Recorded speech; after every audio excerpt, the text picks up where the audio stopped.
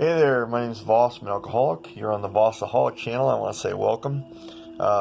Every day has its challenges. Today's been about working with sponsees that may not be fully surrendered. Okay, and this is part two. I got a lot to say still.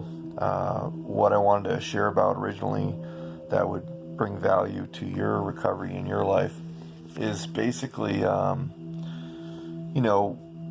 at some point, probably after you complete the fifth step with me or your I might be your grand sponsor, but you may be a grand sponsor of mine. But when you fully complete the fifth step, either with me or your sponsor, a guy I sponsor, the best sage wisdom I ever heard was in Vegas by a guy named Larry, who was sponsored by Bobby D. And the consensus of the debate is when should a person sponsor? When now Bill W. was like, hey, I'm going to help drunks, and I think the premise of being a sponsor is first priority is we get to stay sober. We've asked for people to give us their time and answer our problems and our questions, Johnny on the spot, put our fire out. And so we get to stay sober. However, I kind of feel like, to have a long-term sobriety and a long-term relationship with your sponsor, it's a process. You need to find the right guy for the long haul. And that person has to... It's not meant to be long haul. It's meant to be one day at a time. But the greatest value I've experienced with my sponsor, who has a fun nickname, the Lieutenant, is that it's been 5+ years. It's been over 5 years. Longest sponsor I've ever had. I gotta fix my tooth. You ready for this? Oh, hey, the guy's a dentist now. Hey! Lost that playing rugby with a drinker buddy, 8th grade. I like a wider smile. It's been 10 years off cigars and coffees on the daily still. I wanted to do commercials while I was here in Utah. I've done them before in LA, and they're big money, and got to get my teeth all shined up, get them whitened up. Personal goal. And I'll sprinkle some of my personal goals in my life that I'm working on. We're in COVID. I'm blocking the door. There's been civil unrest. My warm, fuzzy morning throne is going to be up against the door. This apartment complex I'm in has been robbed before. It's a very small living room compared to being in a house. Lived in a nice house with General Grant. So, I hope you got some good content from the first part of Unsurrendered, where I discussed the Golden Knight and his wisdom that he bestowed upon me, watching the New England Patriots play on Sundays 5 years ago. To serve you, I want to share with you my journey to understand the word sponsor. So today's message is brought to you by your sponsor. Okay, that's all I knew is early days. It was kind of like a sponsor is sort of like my literal context to it as a young person. I think I was 22 when I first entered my first meeting, and my sponsor said this, sponsor. And I was like, wait a second, you got a sponsor here?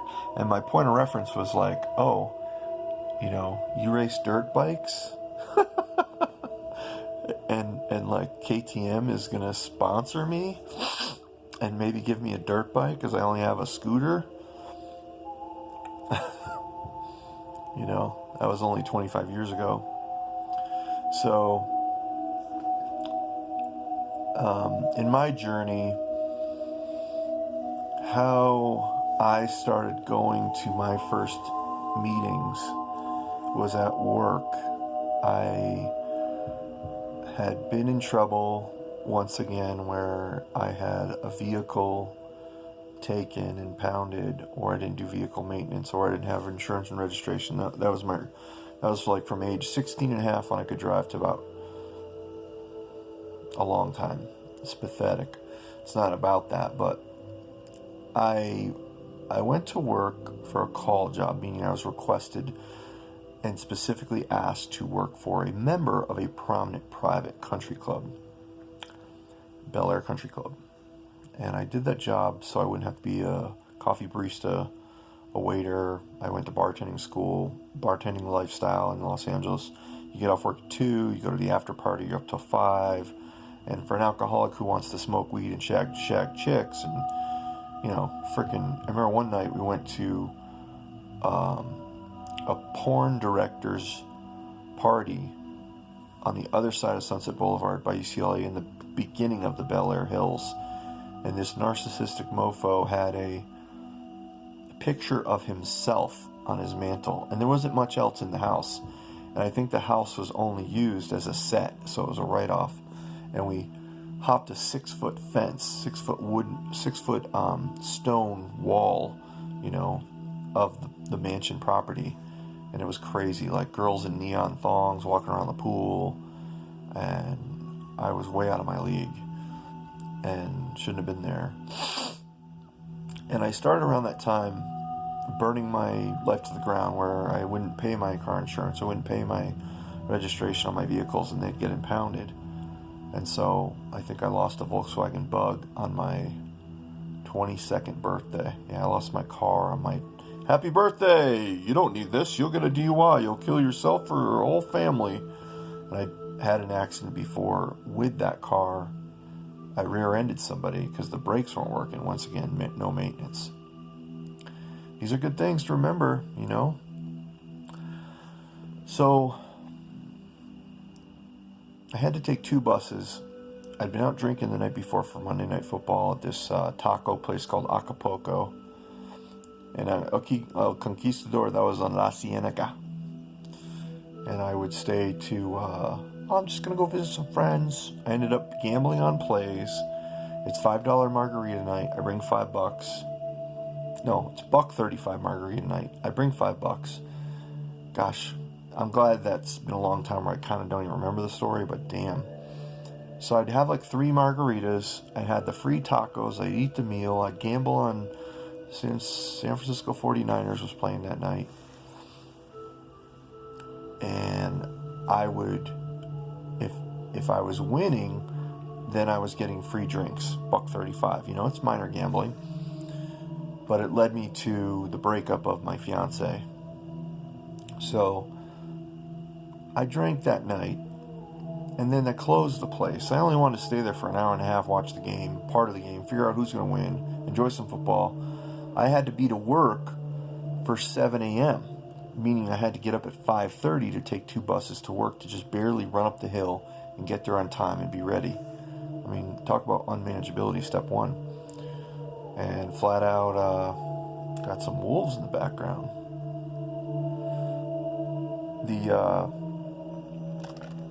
The member requested me.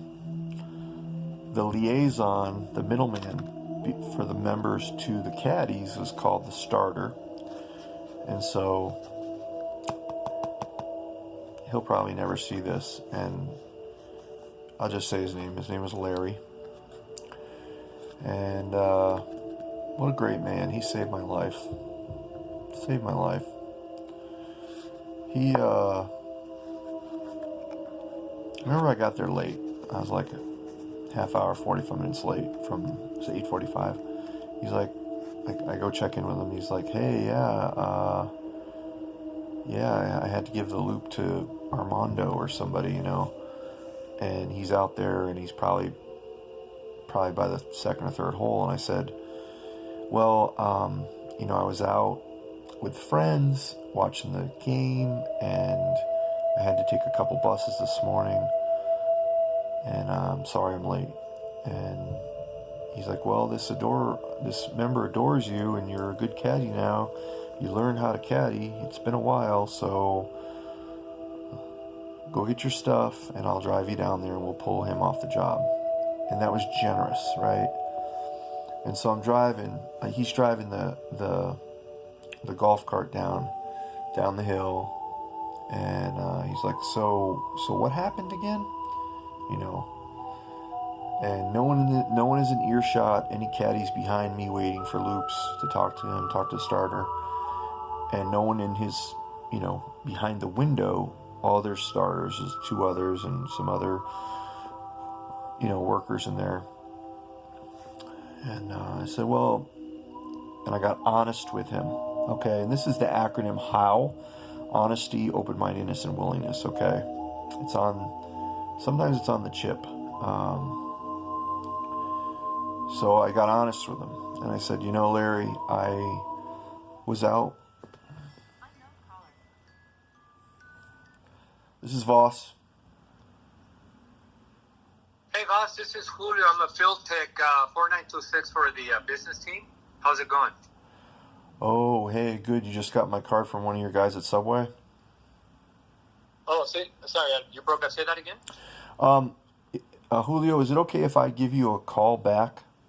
Yeah, of course. Okay, thank you. Yeah, you got it. Bye-bye. All right, so that is just the power example. I answer all my calls. This is the work phone that's playing the nice spiritual flute music in the back. I apologize. I learned that in AA. We answer all our calls, So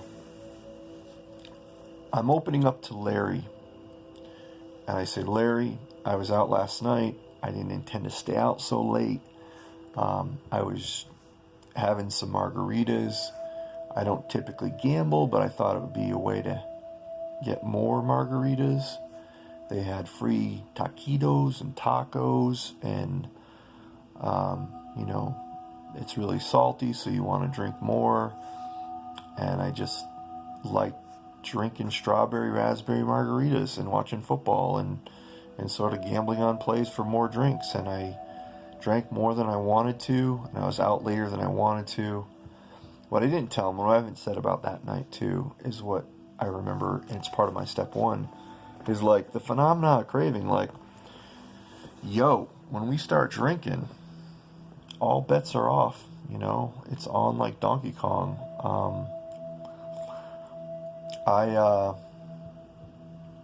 This is pathetic. This is part of my story. I don't want to forget this. That night, not only did I stay past 11:30 when the game ended, then it's like, how can I run some game on a girl and hook up with a chick and get her number? So I'm doing that. I'm working on that. I'm trying to,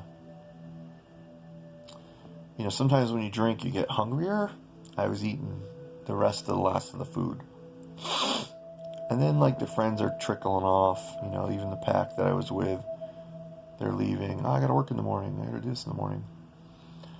So, we go out because they're saying, hey, we're closing. You can sit on the patio, though. And so they're cleaning up the inside of the bar, but the outside patio on the way out to the stairs has tables with half to nearly 3/4 full margaritas. And I remember I worked on 3 of those. What a slob, what a fucking pig. And that's stuff I don't want to forget, that I drank like a pig. And to drink somebody else's drink, that's definitely alcoholic. It's in the 20 questions. And so I didn't tell Larry that detail, that I was drinking the drinks. Later on, as I build a friendship with him, I tell him that. So, some of you might be on step one, and this is part of my step one from 25 years ago, literally. I tell Larry, I lost my vehicle and I have to take 2 buses. And, it's really even hard for me to get up here at 8 o'clock now.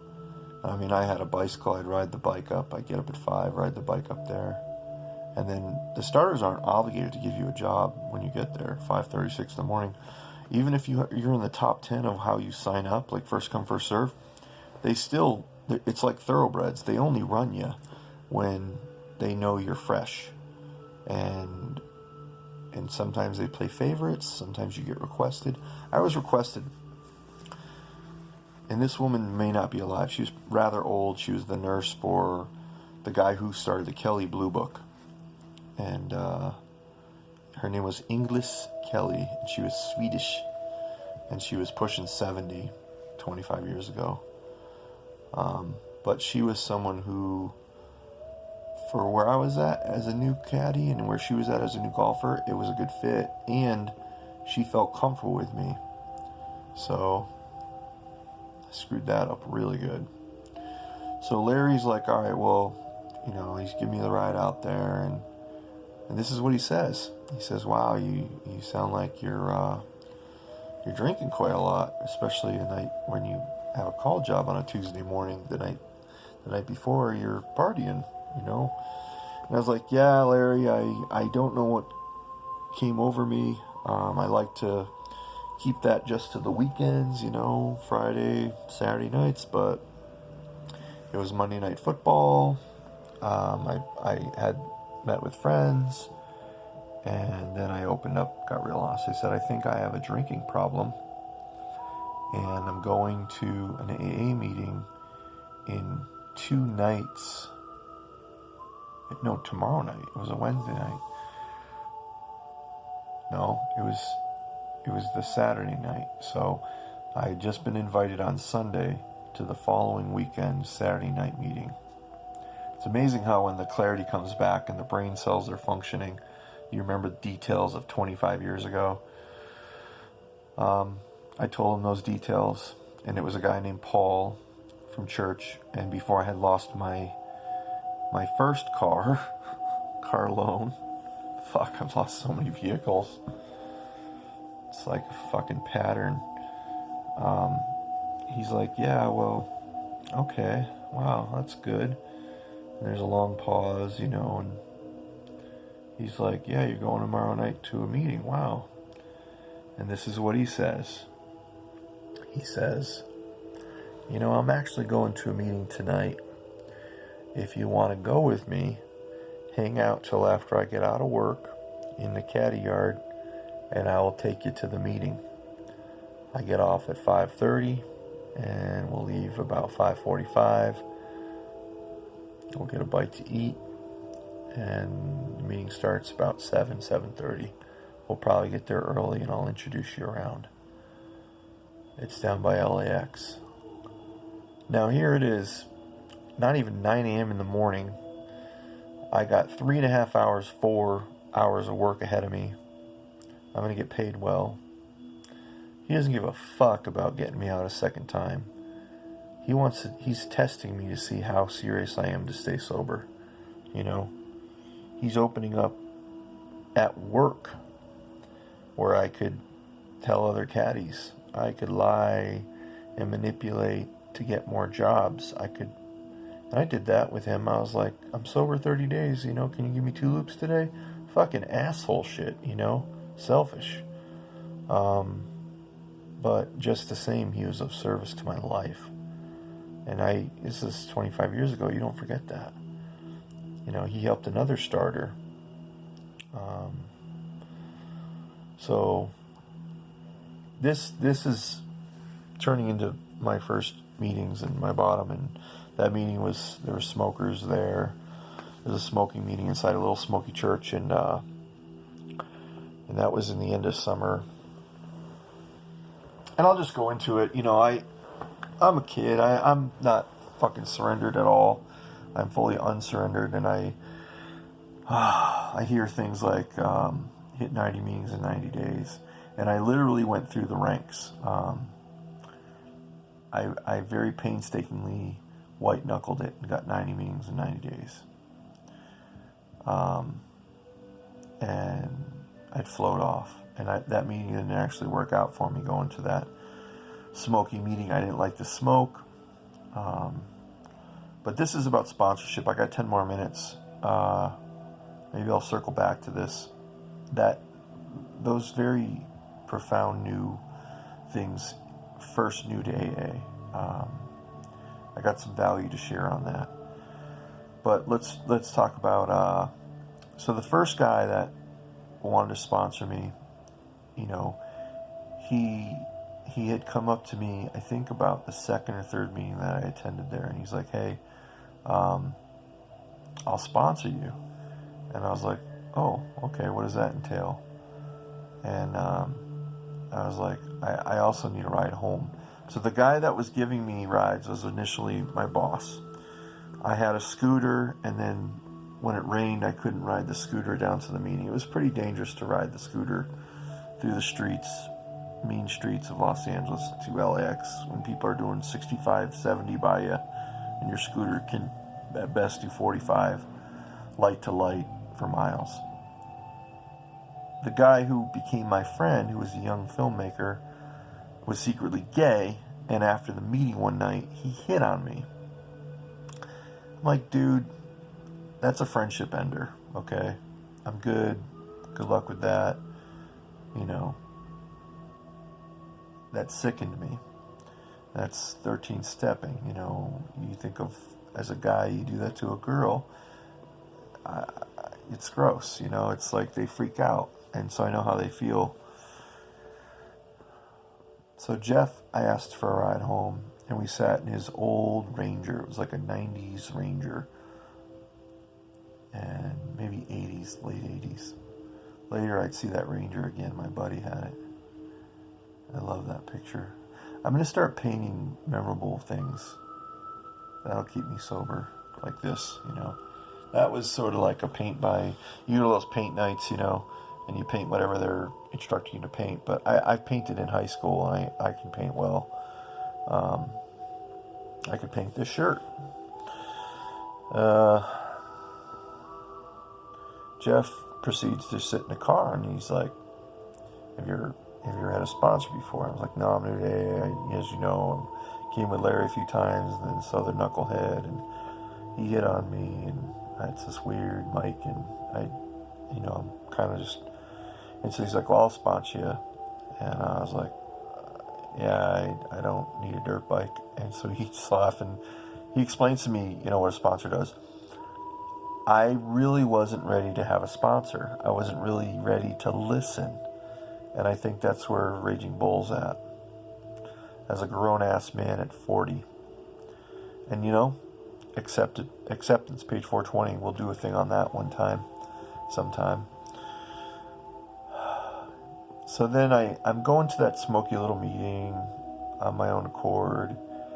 And then I'm going to meetings closer to where I live. And then I'm starting to meet girls that are like 19 and 20. And I'm seeing the alpha male culture with the tattoos, and Rory the stud banging this chick for 30 days, and this chick, and he's just, you know, these are fucking gangsters that are in and out of jail, and ex-drug dealers that are getting high in their supply, and they're all tatted up, and they all have prison weight, and it's a fucking hardcore Venice meeting, you know.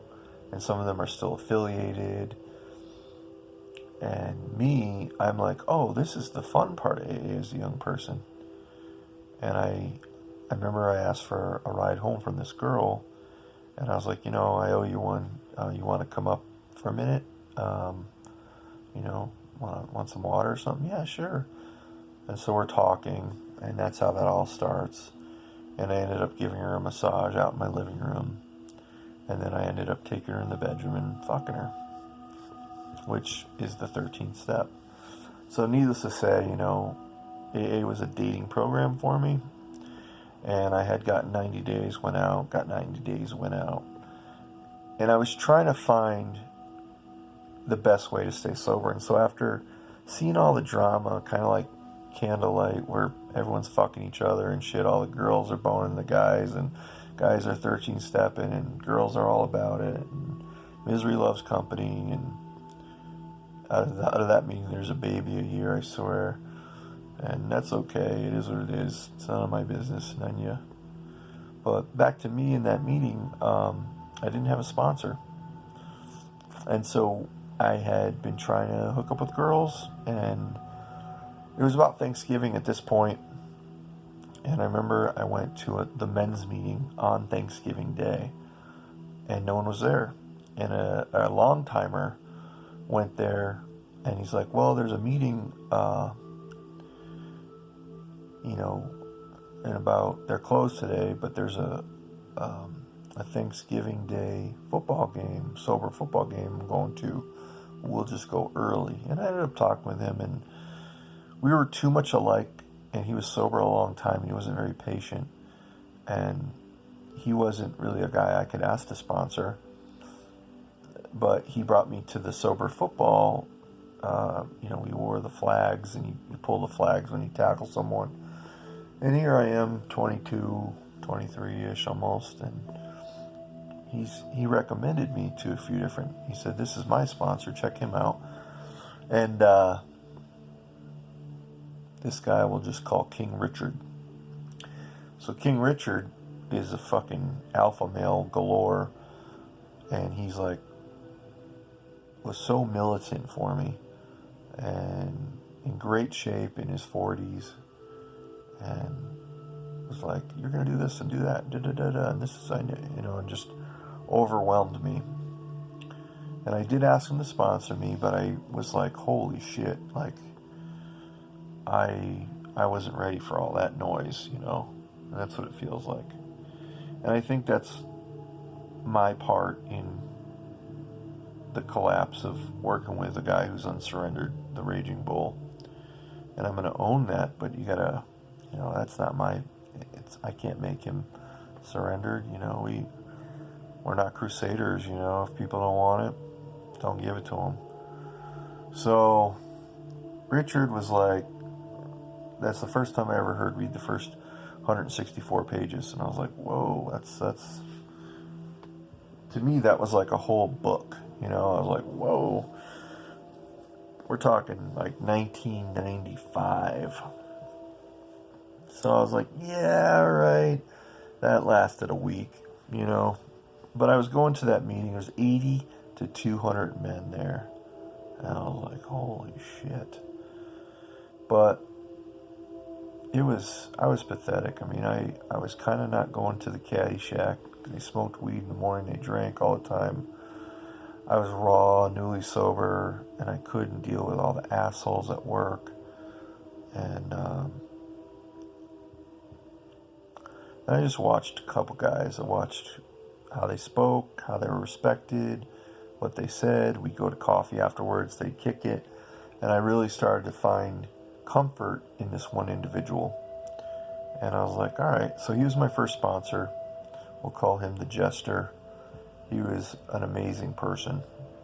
It got into and I was able to, I had 90 days twice. I had 4 months, went out. I had 420, smoked weed, went out. I said, fuck it, I'm going to the men's meeting. I'm going to get a sponsor. I'm going to stay sober for a year, and I'm going to do this. Pushing 23. And I did. About the 8th month, though, I was working a basic regular job for $10-12 an hour or something. And I met a little Jewish MILF who was 43, and I was 23. And I was like, sort of selfish, and she said something to me, and I said, well, what's in it for me? She kind of liked that confidence, and she's going through a divorce, but she wasn't fully divorced. And we had a talk, and we ended up fooling around. I moved in with her out of a homeless shelter called, it was PATH, People Assisting the Homeless. And my sponsor's like, no, you should stay there and do the work, do your step work, go to work, find some sober buddies and move in with them. He was right. There was a guy who was looking for a roommate, and I could have moved in with him, and he later got married, had kids, became successful, got a career, and I fucked that up. And then I fucked it up so bad that when I did find a girl who wanted to marry me, who was 10 years younger, hot, educated, strong family, I thought I could just talk to her honestly like we do in AA, and sure enough, I told her about, the older woman, and she was like, what are you going to do, fuck my mother sometime? That fucking hurt. And that was a shit show. It blew up in my face even further later. But Jeff was my sponsor. And they say we go out. They say this is rigorous honesty. We lose guys and gals, whoever. We lose people around the 4th step and the 8th step. When they're in that work, it's painful. They're dealing with old pains, old scars. They're upheaving things that are rough. Watch your people. Keep them close. Be extra sensitive to them. Let them know that this is a time where they could go out doing this work. And I did. It was the 8th step. It was on the 8th step. I'm living with this girl, this woman, in her back guest house. She's got 2 daughters. I'm going down to the supermarket to take shits and shower and, you do a whore bath, it's called in our army. And I'm a fuck up. And I'm not doing the deal. And guess what? We went on a vacation to San Francisco. I had a German near beer, had that flavor. And this man, my sponsor, the Jester, he was there. He was Johnny on the spot. I won a show on the dating game because I was doing acting work. And I was up in Portland, Oregon. And I called him because the whole fucking mini bar in the fridge was full. And I was like, oh my gosh, I want to drink the whole thing, So that was the first greatest sponsor when I started my step work. As a newcomer, pretty readily, within a year, for a young person to dive in and to do that within a year is fairly good. In family groups out here, people throw their kids in treatment 10 times before 25 or something, and they spend all this money. So the moral of the story is like,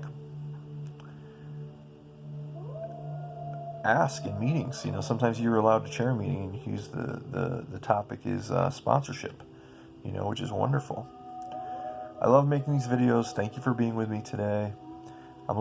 It's Friday, I'm a little worn out. I got a softball game tonight. I'm pitching both games, all innings. I'm going to hopefully